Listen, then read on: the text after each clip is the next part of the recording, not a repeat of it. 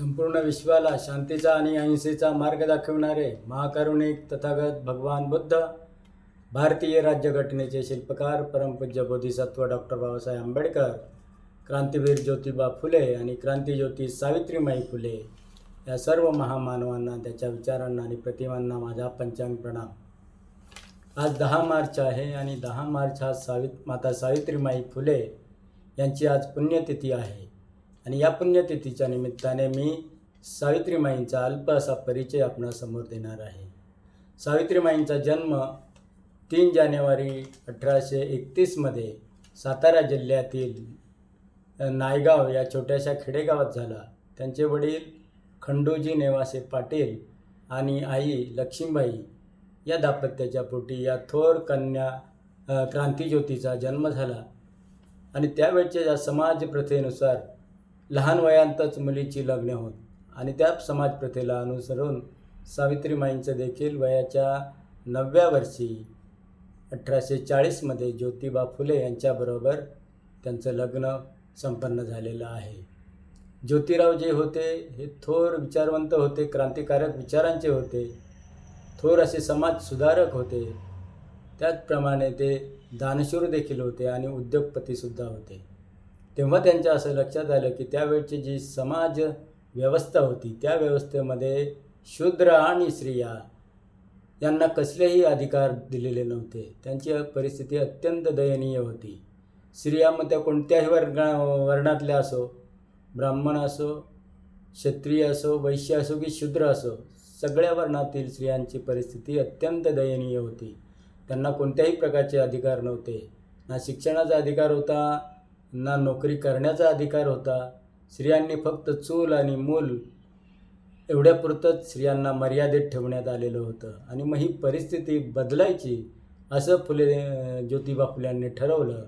आणि मग त्यांनी त्यांच्या पत्नीला म्हणजेच सावित्रीमाईंना घरच्या घरी लिहायला शिकवलं, वाचायला शिकवलं. शिक्षणातील अनेक धडे त्यांना शिकवले.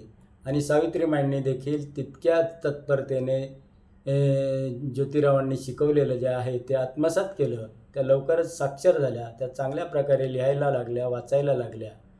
आणि साक्षर झाल्यानंतर ज्योतिबा फुले आणि सावित्रीमाईंनी असं ठरवलं की सावित्रीमाईंच्या शिक्षणाचा लाभ हा समाजातील इतर स्त्रियांनासुद्धा झाला पाहिजे. आणि म्हणून त्यांनी 1 जानेवारी 1848 पुणे येथील भिडेवाड्यामध्ये मुलींची पहिल्या शाळेची स्थापना केली.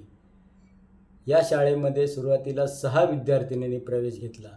आता या 6 विद्यार्थिनींना शिकवणं हे वाटतं तेवढं सोपं काम नव्हतं.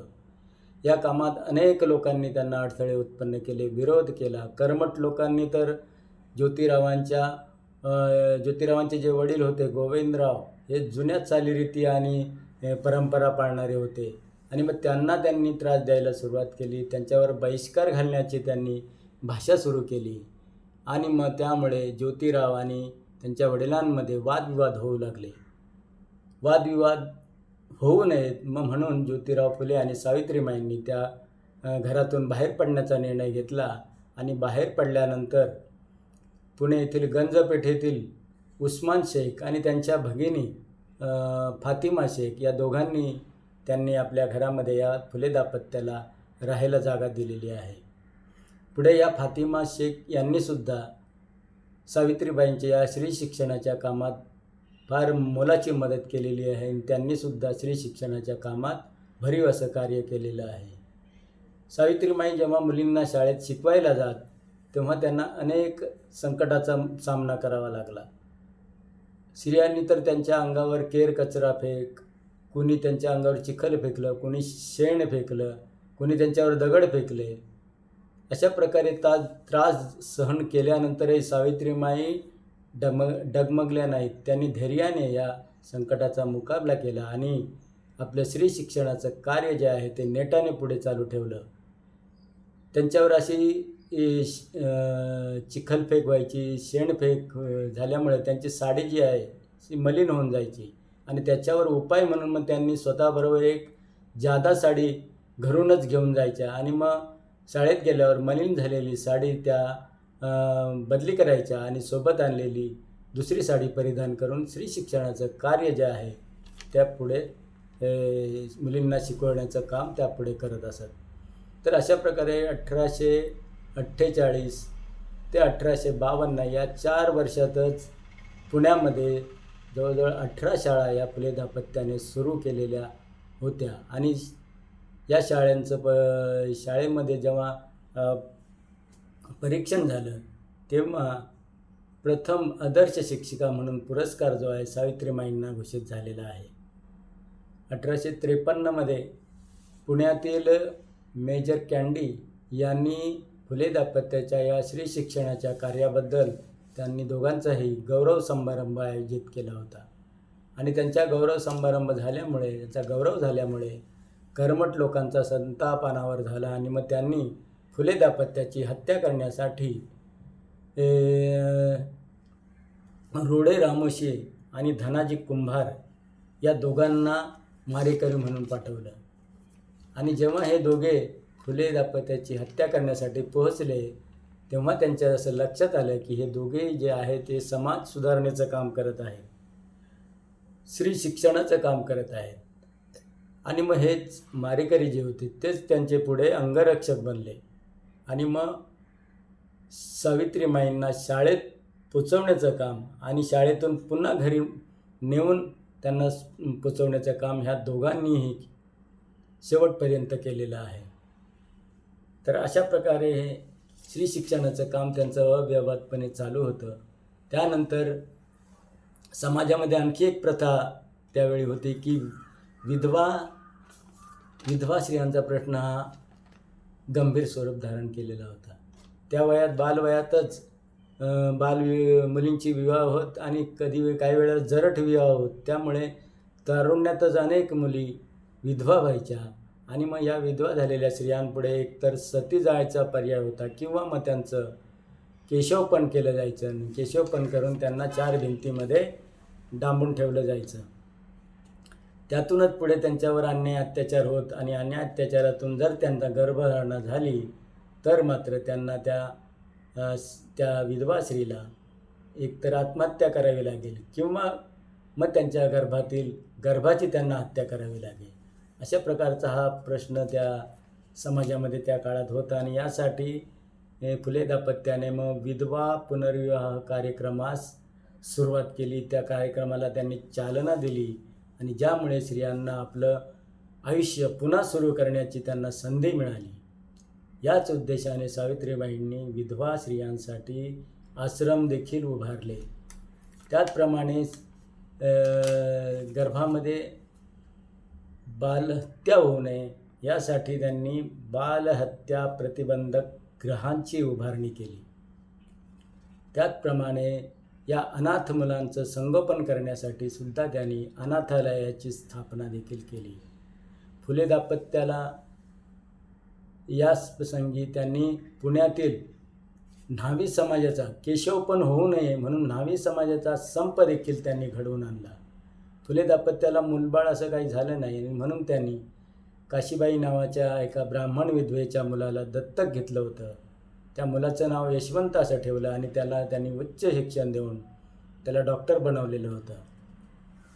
समाज सुधारणेचं कार्य त्यांचं आणखी एक सांगता येईल की त्यांनी 1868 आपल्या घरातील पाण्याचा हौद जो आहे तो अस्पृश्यांसाठी त्यांनी खुला करून दिला होता. 1873 ज्योतिबा फुल्यांनी सत्यशोधक समाजाची देखील स्थापना केली. आणि ह्या सत्यशोधक समाजाचं प्रमुख उद्दिष्ट असं होतं की अस्पृश्यांवर उच्चवर्णीयांकडून जे काही अन्याय अत्याचार होत असत ते अन्याय अत्याचार थांबवणे आणि अस्पृश्यांना न्याय मिळवून देणे हे एकमेव उद्दिष्ट या सत्यशोधक समाजाच्या स्थापनेमागे होतं. सावित्रीमाई फुले या देशातील पहिल्या महिला शिक्षिका होत्या, मुख्याध्यापिका होत्या. त्याचप्रमाणे त्या उत्तम कवयित्री देखील होत्या. त्यांचे 2 काव्यसंग्रह प्रसिद्ध झालेले आहेत. एक आहे काव्य फुले आणि दुसरा आहे 52 कशी सुबोध रत्नाकर. असे हे 2 काव्यसंग्रह त्यांचे प्रकाशित झालेले आहेत. पुढे 1888 ज्योतिराव फुले हे पक्षाघाताच्या आजाराने आजारी पडतात आणि 28 नोव्हेंबर 1890 ज्योतिराव फुल्यांचं निधन होतं. पतीच्या निधनानंतरसुद्धा सावित्रीमाई हरवून गेल्या नाहीत किंवा त्यांनी डगमगल्या नाहीत. समाज सुधारण्याचं कार्य जे आहे त्यांनी सत्यशोधक समाजाच्या माध्यमातून अखंडितपणे पुढे चालू ठेवलेलं आहे. पुढे 1897मध्ये पुण्यामध्ये प्लेगची महाभयंकर अशी साथ निर्माण झाली आणि या साथीमध्ये अनेक लोक मृत्युमुखी पडायला लागले. अशा समयीसुद्धा सावित्रीबाईंनी रुग्णसेवेकरिता त्यांचा मुलगा जो यशवंत होता त्याला बोलावून घेतलं आणि पुण्यातील एका माळरानावर एका दवाखान्याची त्यांनी स्थापना केली आणि या दवाखान्यामध्ये या प्लेगच्या अनेक रुग्णांवर त्यांनी उपचार करविले.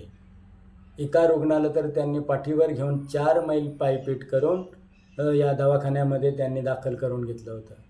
तर अशा प्रकारे रुग्णसेवा करत असताना प्लेग हा महाभयंकर संसर्गजन्य रोग होता आणि या संसर्गात आल्यामुळे त्यांना देखील प्लेगची बाधा झाली आणि 10 मार्च 1897मध्ये सावित्रीबाईंनी या जगाचा अखेरचा निरोप घेतलेला आहे. मित्रांनो, समाजाप्रती असलेल्या त्यांच्या या अतुल्य अशा योगदानाला आपण विसरता कामा नये. या माऊलीला महिला शिक्षणाच्या क्षेत्रात त्यांनी केलेल्या या कार्यामुळे अनेक पुरस्कारांनी त्यांना गौरवण्यात आलेलं आहे. महाराष्ट्र शासन असो की केंद्र शासन असो, या दोघांनीही त्यांच्या सन्मानार्थ अनेक पुरस्कारांची निर्मिती केलेली आहे. भारताच्या टपाल खात्याने सुद्धा त्यांच्या स्मरणार्थ एक टपाल तिकीट प्रकाशित केलेलं आहे. अशा या थोर अशा क्रांतिज्योती, ज्ञानज्योती, महिलांच्या उद्धारकर्त्या, स्त्री शिक्षणाच्या पुरस्कर्त्या अशा या मातेला त्यांच्या पुण्यतिथीच्या निमित्ताने मी कोटी कोटी वंदन करतो आणि त्यांना भावपूर्ण अशी श्रद्धांजली अर्पण करतो. नमो बुद्धाय. जय भीम.